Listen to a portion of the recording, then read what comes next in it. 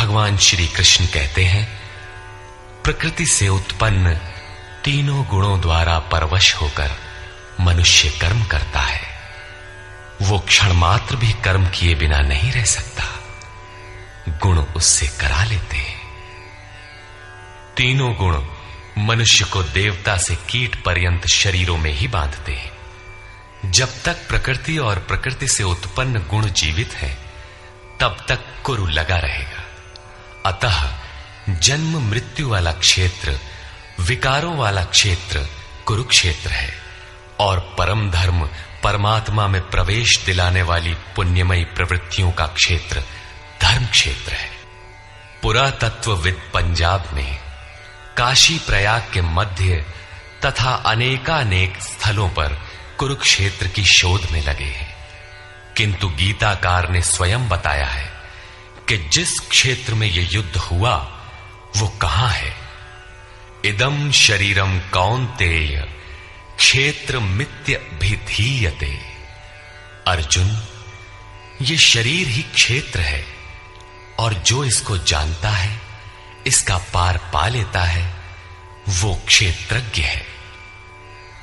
आगे इन्होंने क्षेत्र का विस्तार बताया, जिसमें 10 इंद्रियां, मन, बुद्धि, अहंकार, 5 विकार और 3 गुणों का वर्णन है।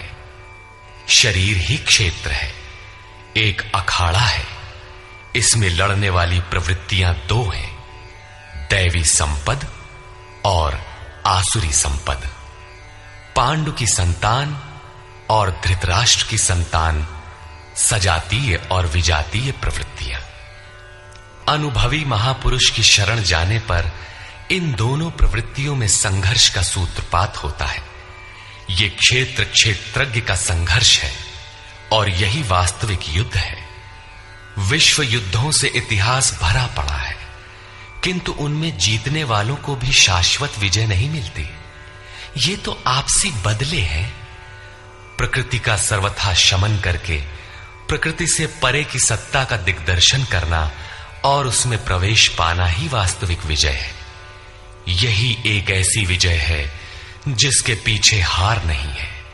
यही मुक्ति है जिसके पीछे जन्म मृत्यु का बंधन नहीं है। इस प्रकार अज्ञान से आच्छादित प्रत्येक मन संयम के द्वारा जानता है कि क्षेत्र क्षेत्रज्ञ के युद्ध में क्या हुआ। अब जैसा जिसके संयम का उत्थान है, वैसे वैसे उसे दृष्टि आती जाएगी। संजय उवाच।